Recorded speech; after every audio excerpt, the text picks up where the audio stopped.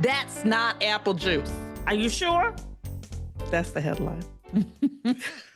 Police near Atlanta kindly asked parents Wednesday to double-check lunches they pack for their children after one kid came to school with a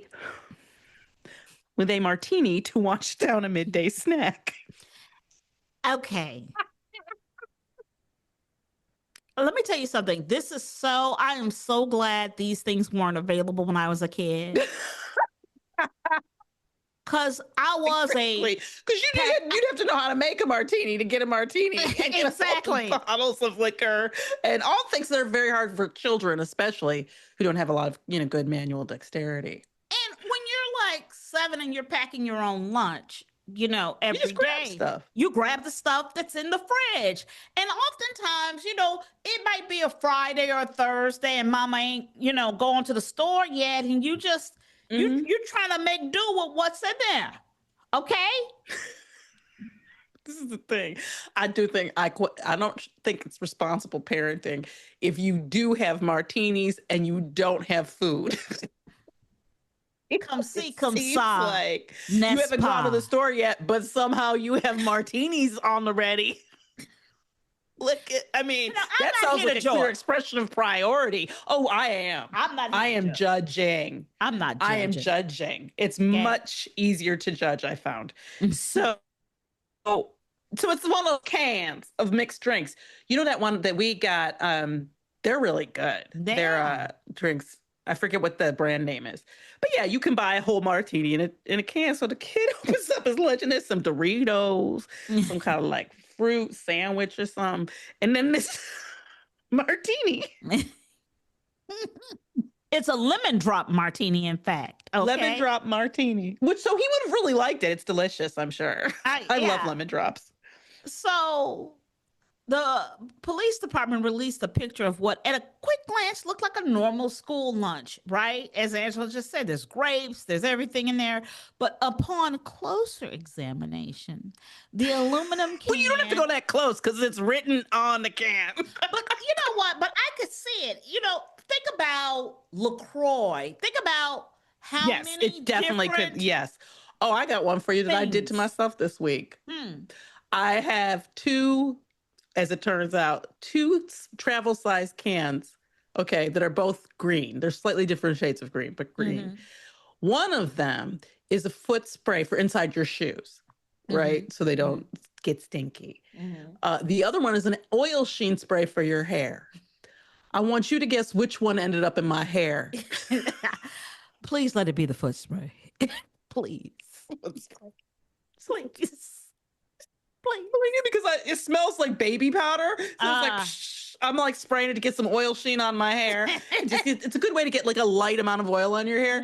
And I was like, oh, come on now. So I'm not unaware of the perils of similar looking cans. I will say, I think it's especially useful to keep things in different areas too. Like maybe the vodka can should be on the way top shelf. In the back. I'm not saying it's shameful in any way, but I agree with you.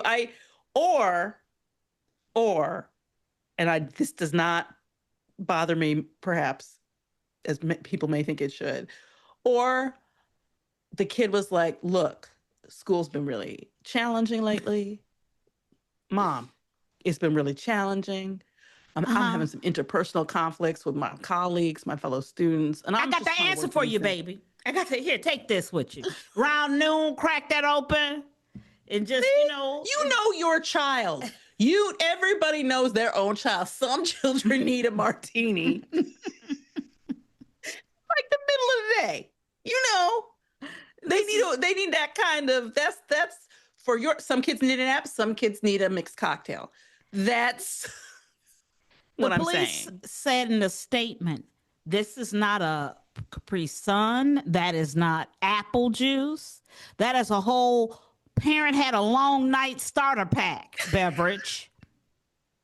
The beverage is 11% alcohol, or about twice the ABV of most beers. Okay, and and this is what the police say, check the lunchbox before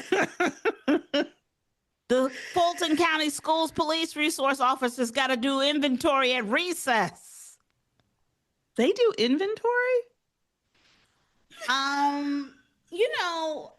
Think about it. Think about it. I don't remember people ever checking our lunches or checking if we had a lunch or carrying. Like, oh my God. Did you, now people's bags get open. Students, they do that at some schools, but I don't remember anybody being like, you remember, well, you went to Catholic school. I wonder if that's right. Yeah, they were, you know what? I'm going to tell you something. In a Catholic school, food, they'll shame you about food, right? They'll shame you. When I was a kid, they would shame you if you didn't have your lunch. They would shame you if you had shame the kid? Yes. Mrs. Holland. That's not. Mrs. Holland would be like, don't bring anything smelly up in here. Don't bring any tuna fish sandwiches. I don't want to smell any ethnic foods. Okay. What's her name? Hammond? Holland. Sister? No. Sister Holland? Mrs. Holland. Oh, she wasn't a nun? She wasn't a nun. But she looked like one. She should have been one. She was hard as flint. She's got the right attitude. Absolutely.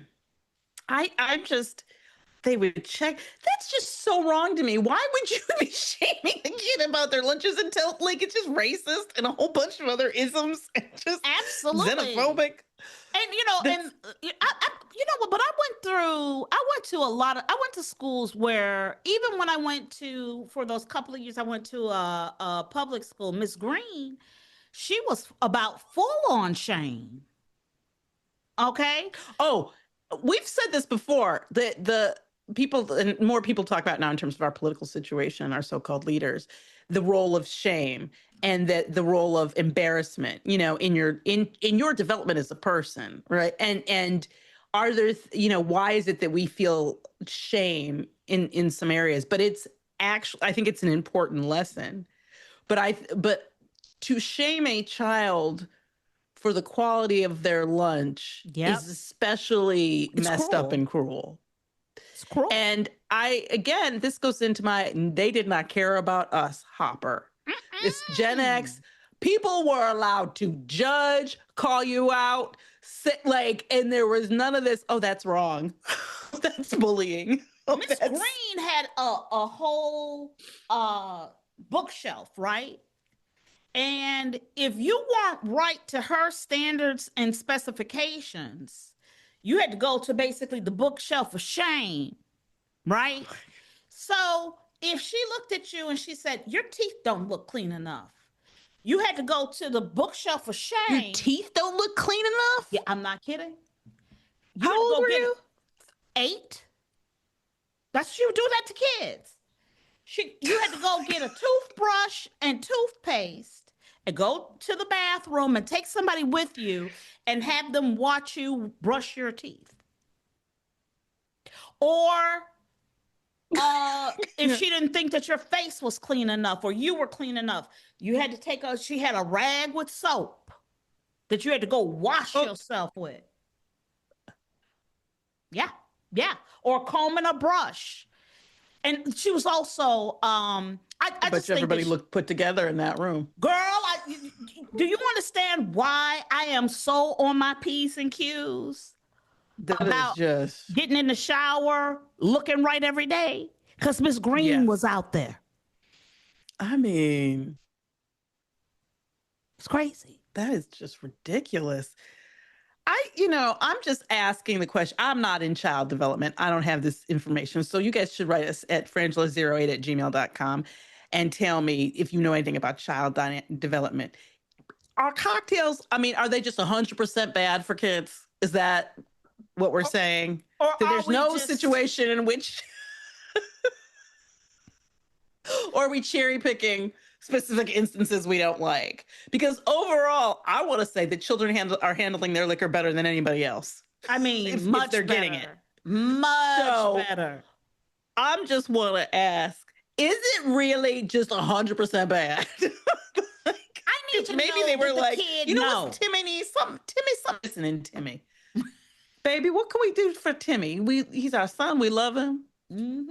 I know. What We'll can we get him do a for 6-pack. We'll get him a 6-pack for lunch. You know what? He could listen up. Maybe he just needs a cocktail. Let's go to the store. I just love it's so, and this is the thing. It does look like it could be like a, one of those sparkling lemon. Waters. It absolutely does. But it makes me want one too. Desperately. You know what, Angela? There was a time in this country.